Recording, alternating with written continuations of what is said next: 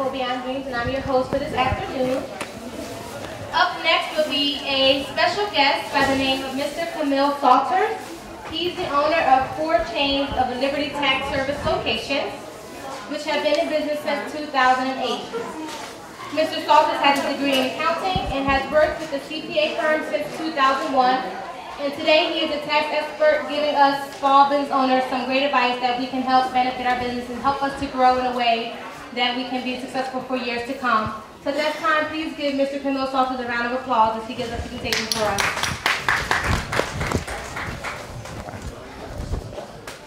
Thank you, Brittany, for that wonderful introduction. Once again, my name is Kamil Salter with Liberty Tax Service. Definitely want to thank everybody for coming out, and I get the honor and pleasure of speaking about everybody's favorite topic, taxes. Everybody likes the tax man, likes that April 15th is on its way, and we get to pay our taxes, file our taxes if we haven't already. Just a little, can y'all hear me? Can you hear me now? Yes. Cool. All right. My background's in accounting and real estate. Went to North Carolina A&T, did the accounting thing, got the degree, thought I hated it, went into corporate America. I actually worked for Comcast for a couple years, hated the whole corporate thing. But my family, we've had a CPA firm for forever. Went to start working with my mother, was doing taxes, accounting, and stuff with her. Didn't really understand the importance of the tax business. I just worked mainly on the accounting side at the time. But at the time I was getting more involved in real estate. Real estate was it interested me. Buying property, you know, the belief that you could buy property right now and not do anything and make money, that kind of excited me. That, of course, that's not the case. But as I bought property, I realized I needed a cash machine to help buy property without mortgages, because I just wasn't a fan of the mortgage thing anymore. So I was looking around for different opportunities, saw Liberty Tax Service, went down, met the owner of the company, John Hewitt. Actually, John Hewitt actually started Jackson Hewitt, sold that company many years ago, and now he started Liberty Tax Service. And he said all the things that he felt like he did wrong with Jackson Hewitt, he tried to fix with Liberty Tax Service. So here today, you know, we have 4 locations now. Started our first location at 5th and Alny, this address here. A couple years later, we opened up one on Shelton Avenue. We have a temporary location at Broad Island that we opened for a couple months in tax season, and then we just opened up a location in Walmart, the Walmart and Aramingo crossings. For this is our first tax season there. But definitely want to talk about taxes today for the business owner. I mean, I deal with a lot of different type of people when we do taxes, and I see that when it comes to people that are self-employed, just taxes is a big problem. Not being organized. I mean, a lot of people. You know, the biggest thing I see with business owners is they don't want to pay any taxes, but nowadays anything you try to do, the first thing they say is, well, let me see your tax return. So you try to get a mortgage, you try to get a loan, they say, let me see your tax returns. But if you come into you go to a banker or a loan officer and you show $5,000 of income for the year, they say, how are we going to give you a $100,000 mortgage, or whatever the case may be. So having your taxes in order is not hard. It doesn't take a lot. It's just having some discipline. That's another big thing I see with business owners, is just having the discipline, getting out of that employee mindset, but now coming into the mindset of being a small business owner and you have to be responsible for your own taxes now. So some things we're going to talk about today. What I'm going to talk about mostly is targeted towards the sole proprietor, but this pretty much the same tax rules apply to whether you have a corporation, LLC, partnership, S corp, whatever the case may be. They're all pretty much the same tax laws with some different deviations depending on what type of organization you have. We're going to talk about the Schedule C, which is for sole proprietors, independent contractors, depreciation. We'll touch on Section 179 deduction. I'm going to get into the business use of the home because a lot of people don't know that you can use your home as an expense if you're in business for yourself, business use of your car, business and entertainment expenses, health insurance deductions, and estimated tax, also record keeping. All right, self-employment income. Self-employment income isn't wages. Wages is when you work for someone and they kind of dictate your hours, what you do, things like that. You're self-employed when, you might work like a real estate agent is a perfect example of somebody that's self-employed. Real estate agent keeps their own hours. They do work for this person, for this broker, but at the same time, they keep their own hours. They have to do their own advertising. They have to kind of solicit their own business and make their own money. And at the end of the year, the employer is going to give them, their broker will give them a 1099 miscellaneous. So let's just talk about this real quick. Employer-employee relationship does not exist between the payer and the payee when you're self-employed. Conditions of independent contractors: the person paying for the service does not have to withhold taxes from the pay. Payer reports earning on Form 1099 miscellaneous when $600 or more. So if you work for someone as an independent contractor and they pay you $600 or more, they're required to give you a 1099 miscellaneous. A lot of people say, oh, I want to get paid all my money up front. I want to get a check. I want to be an independent contractor. Well, there's pros and cons to that. I mean, I see this a lot where somebody, you're an independent contractor, you get a check, let's say a real estate agent, you have a settlement, you get a $5,000 check. Well, that's not all your money to have fun with. A portion of that money you need to set aside for taxes, because if you're self-employed, there's nobody that's going to take your taxes and withhold them for you and make payments to the IRS and the state and the city of Philadelphia for you. So you have to do that on your own. And that's where you have to realize that all this money is not my money. I need to set aside some money for taxes. All right, when you work for somebody and they pay you as an employee and you get a W-2, they're paying 1/2 of your self-employment tax or your Social Security and Medicare taxes. When you're self-employed, you're responsible for that whole, I think it's about 15.5%. You're responsible for that. So you have to set aside money for that. I mean, a lot of times you could be a self-employed individual on your Schedule C. You could get your income down to, let's say you start at $40,000 in gross revenue. That means all the money you brought in. But after your expenses, you're down to $20,000. Well, the tax rate on that is very low. You might be paying maybe, I don't know, $1,500 in taxes. But then once you add in that self-employment tax, that 15.5%, it bumps you up. And that's where you have to have money already paid in. If not, you could be looking at a big tax liability during tax time. All right, so 1099 miscellaneous is what you get when you're self-employed. If you are an employer and you have independent contractors that work for you, you would issue people these 1099 miscellaneous at the end of the year. Let's say, for example, I'm a nonprofit and I contract with XYZ company to provide photography services, or this individual provide photography services. I pay them $605. Now, as my nonprofit organization has to issue this person a 1099 miscellaneous at the end of the year. Even if you don't get a 1099 miscellaneous, you still have to report your income. Like there was a gentleman yesterday, he worked for a company as an independent contractor, and they didn't give him a 1099 miscellaneous, but he had check stubs. Well, he just had to add up those check stubs and report that as his income. He just didn't get a 1099 miscellaneous. All right. The Schedule C is the form that you use to report profit or loss from business on your 1040, which is the 1040 is the main form you use to file taxes with the IRS. All right. Self-employed individuals must report their business income and expenses separately from their other income and expenses.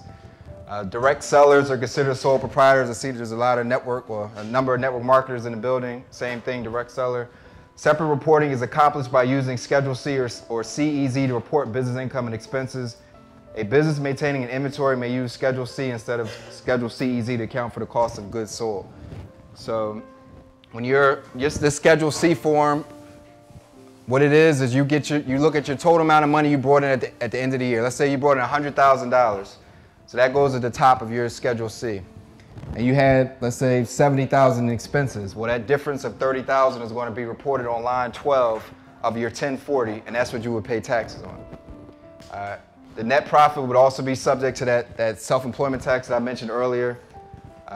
Business profit or loss is added to other income on Form 1040 to compute your total income before you begin to do what's called to get your adjusted gross income on line 22. All right, depreciation is a topic that a lot of people aren't familiar with, but it's very helpful for you as a business owner. Depreciation, you depreciate things that you put in a service that have a life of more than 1 year, something that you're going to use for more than 1 year. So if you buy something like a paper clip, well, a paper clip is not a depreciable item. It's considered you could just write off as an expense as a supply. But if it's something like a car, a computer, a copier, a calculator, this chair, this desk, these things have a lifespan that the IRS gives them. Each one has a different lifespan. But some of these will be 5-year property. Well, you have to depreciate the cost of that property over 5 years, for example, for a car, computer, copier. So if I bought a computer and I paid $1,000 for it, I don't just write off $1,000 for it on my 2012 tax, for my 2012 tax return. I would write off $200. Then in 2013, I write off another $200. 2014, another $200. And then after 5 years, I'm depreciating the final amount will be expensed. The benefit of doing that is a lot of times you start a business, you're not making a lot of money when you open the doors. You're not rich from day one, but you might have to put out a lot of money to get the business started. So these expenses, you don't really need the expenses when you first start, when you're not making any money. You need them down the line when that profit rolls in. Well, that's where the depreciation kicks in, and you have in that 5th year when you're making more money. Now you have these taxable items that you can use to help you reduce your tax liability to pay less taxes. I mean, I see a lot of people don't do that on their tax returns when they really should, because it could really help them out and later on in their business life. There is something called a Section 179 deduction. I won't get too technical with this, but with the Section 179 deduction, some assets you put into service, like a computer, a desk, furniture, signage, improvements to your lease, to your place you're leasing, you can expense that 100% immediately, up to certain exclusions, deductions. I won't get too much into it, but it's just pretty much, it's an alternative to depreciating items where you can really expense them 100% in their first year when you purchase it.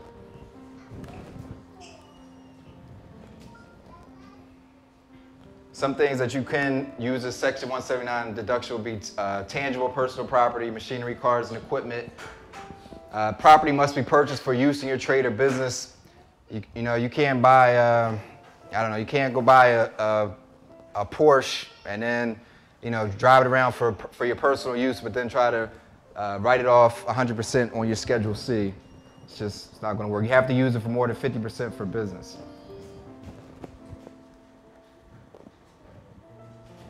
There's also some other special bonus depreciation where it's allowing you to write off stuff 100% in this first year. I won't really get too in-depth into that as well.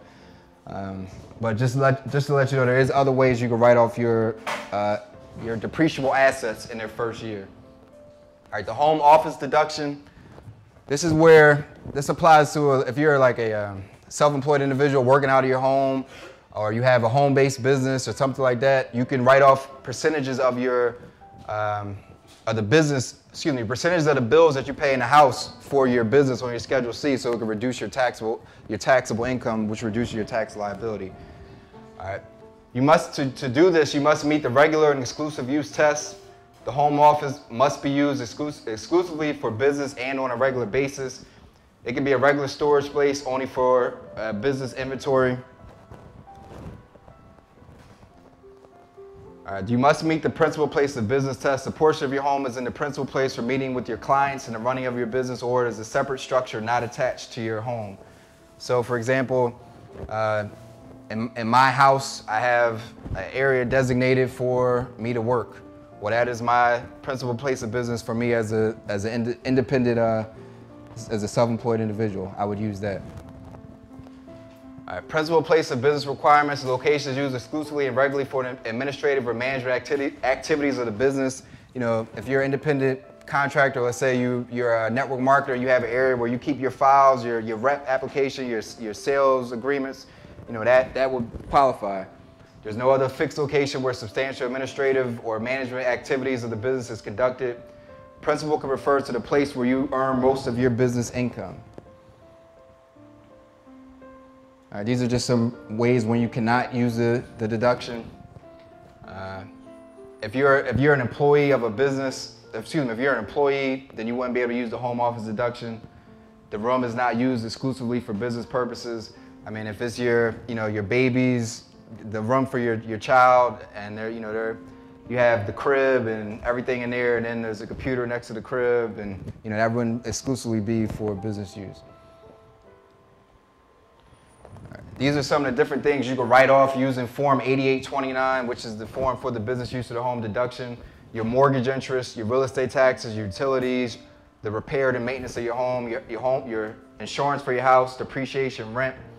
So how that works is, let's say for example, your house, the IRS wants you to do it based off of square footage. So let's say you use, I don't know, 50 square feet of your house, just to make the numbers easy, 50 square feet of your house,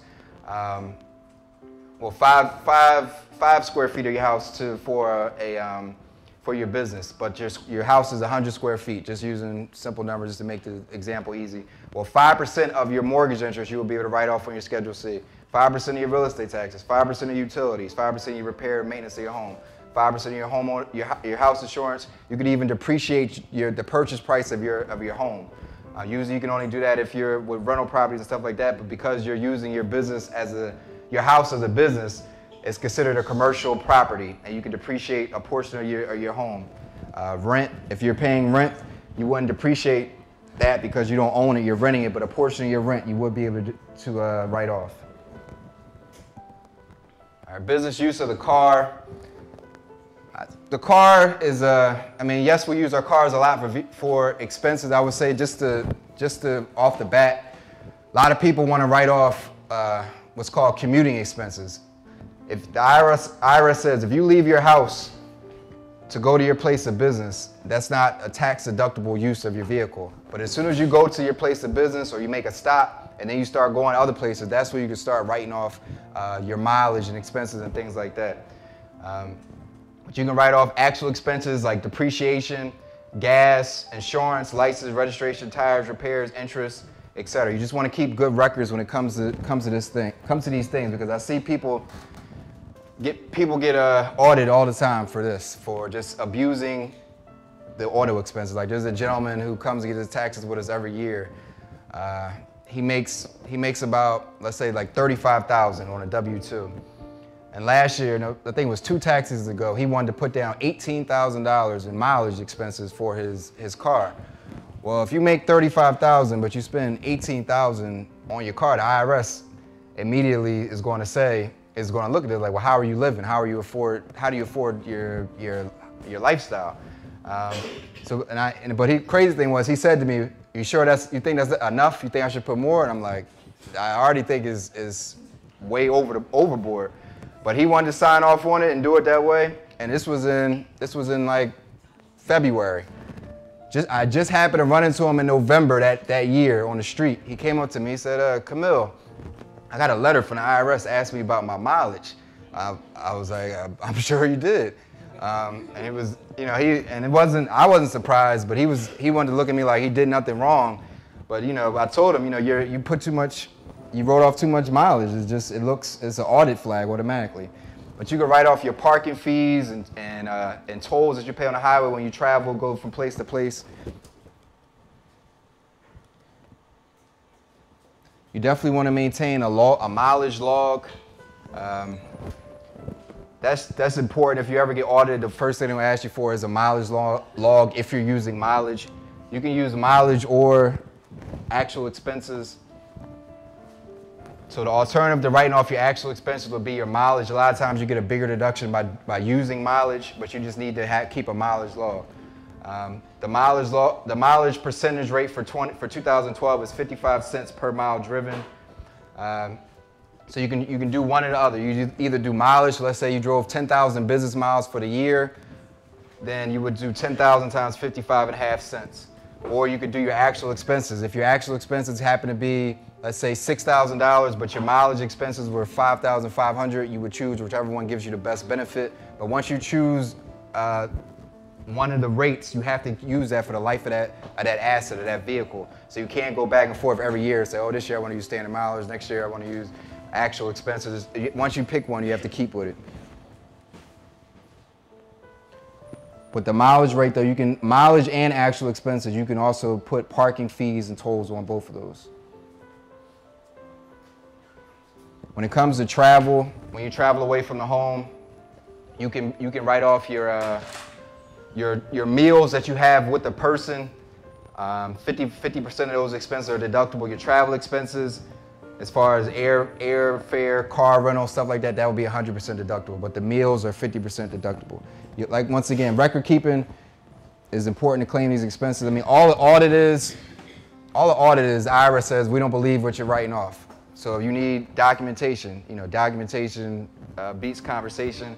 So if you have that documentation, you won't be, they can't say, well, this didn't happen, because you have the proof right there to show for yourself. Our advertising expenses, a lot of businesses is our main cost, or one of our largest costs, but you can deduct all the following types of advertising expenses. If you buy business cards, you put an ad in the paper, you send out greeting cards. If you have to buy promotional items to mail out or whatever the case may be, you can write off all those expenses.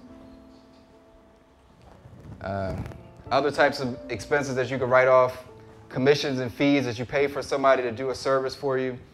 If you have to buy insurance for your business, interest on loans, interest on a business credit card would be tax deductible, versus interest on a personal credit card would not be tax deductible.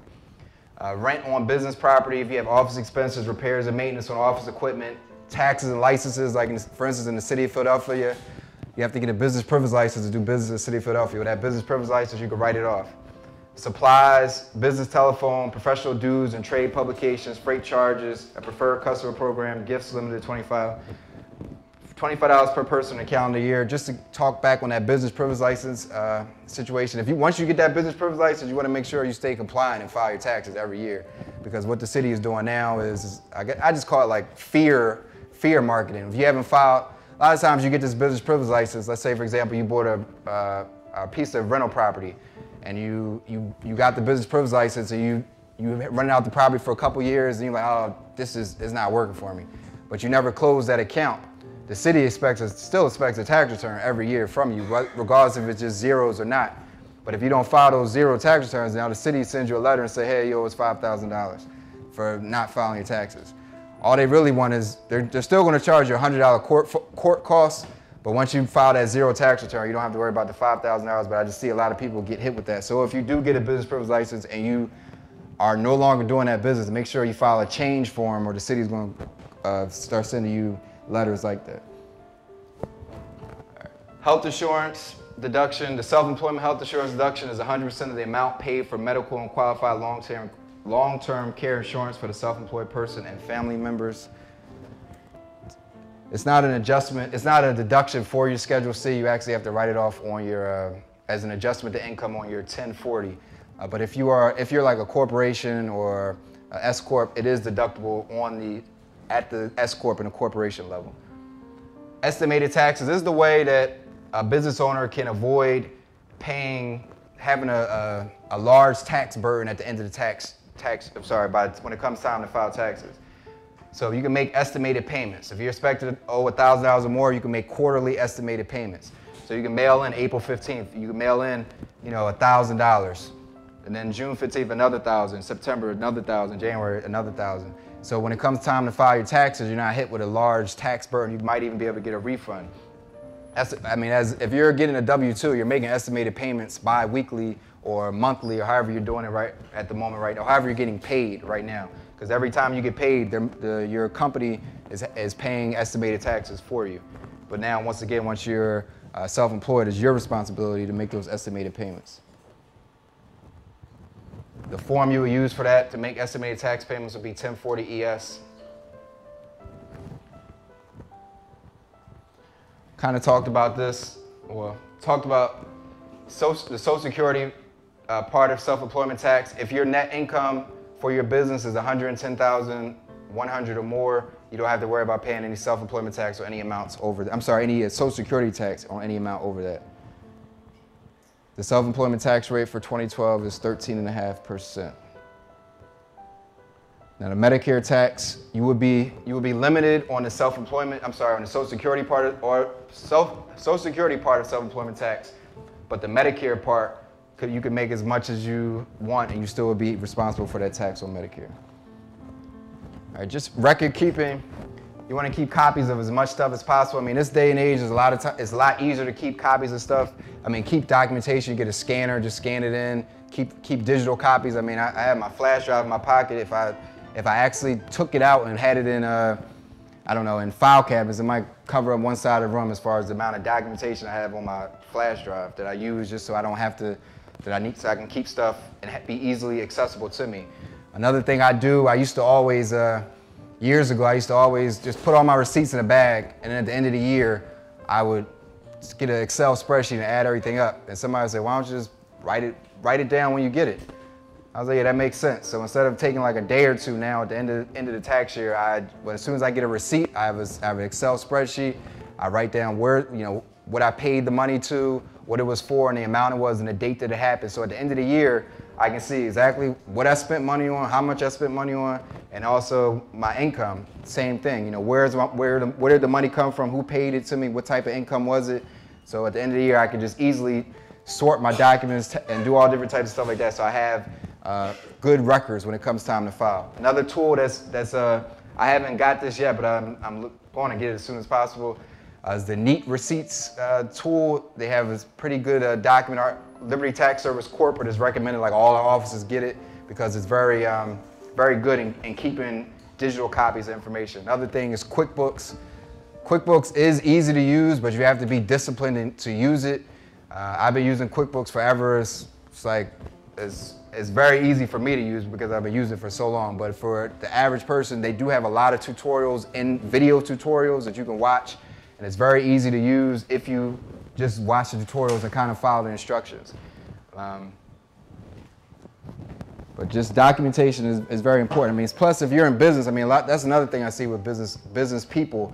You can't tell me how much money you made last year or how much money I made this year or how much money I made 2 years ago. I mean, to me, that's important as a business owner. I need to be able to gauge, is this working for me? You know, how successful are we at this, or are we just wasting money? You know, you need to be able to see things like that. If you don't have good records, how do you know what's going on? But just some other things you want to keep: your 1099 miscellaneous, your bank statements. I mean, it's easy. A lot of times nowadays you can just download your bank statement. Even in QuickBooks, you can download your bank statements into QuickBooks, so it populates that information for you and makes it real easy to keep track of things. Just some more information about our company. We have over 4,200 offices in the United States and Canada.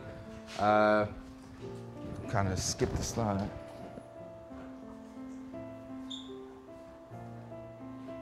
If you want our number, you call this number it'll ring the closest Liberty Tax Service office for you. We're at libertytax.com. Is there any questions? Anybody have any questions that they might want answered? Yes, ma'am.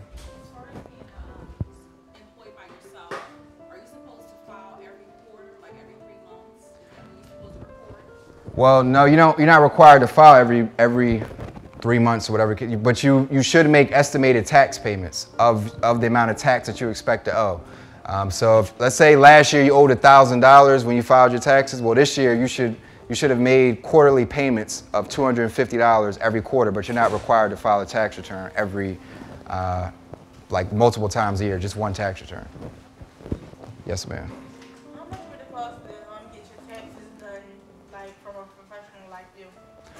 From myself, our prices vary depending on the person. We don't have like we're not a flat fee-based service. Our fee is based off the forms we have to file for you. We do give you free estimates, but it can range anywhere from $48 up to, I mean, the most I think somebody might have ever had to pay might have been like $800. It just depends on the complexity of the return.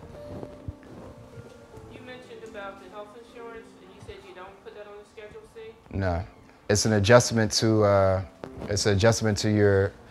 income. It's an adjustment to income on a 1040. They don't allow you to deduct it on the Schedule C. Another question.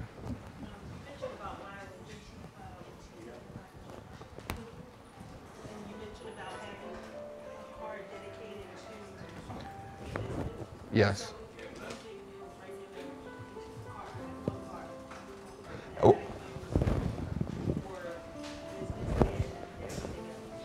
Well, how it works when you have one vehicle is you get a percentage use of your vehicle. So for example, for myself, but at the end of the year, it comes out I'm using my car about 60% of the time. I have one vehicle myself. So it comes out about 60% of the time I'm using my car for business.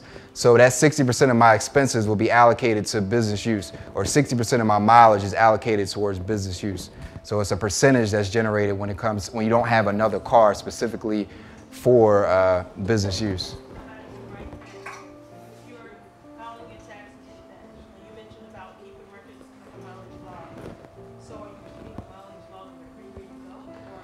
I mean, technically, you're supposed to keep a mileage log of all the business usage of your vehicle that you're doing. I mean, that's what you're supposed to do. I know a lot of people don't necessarily do that. I mean, it's kind of onerous to kind of do that. I mean, as long as you're not getting ridiculous with your expenses on your mileage, you really won't have a problem. I mean, like I said, if you're that guy that's got $18,000 in mileage expenses, then you're going to have a problem. But if if your income is $18,000, or let's say net profit for the business, and $3,000 of that was from mileage, I mean, that's not unrealistic. So I mean, it's just all about being relative and thinking like, how did I really spend this much money on this activity? So you just don't want to overdo it.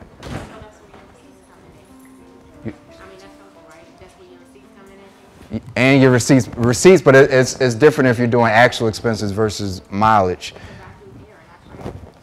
So I mean, once again, yes, you can write it off, but like I said, you just don't want to get too crazy with it. You don't want your mileage expense to be 60% of your income, unless you're a tractor trailer driver or something like that.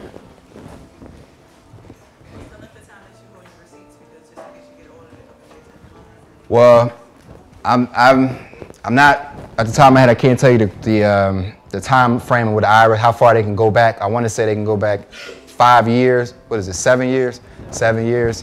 But I've never thrown none of my stuff away. I mean, I have it, but with the digital devices out there where you can scan documents, you can keep it easily for life. Just scan the stuff in. So you just have a storage device for that. Any other questions?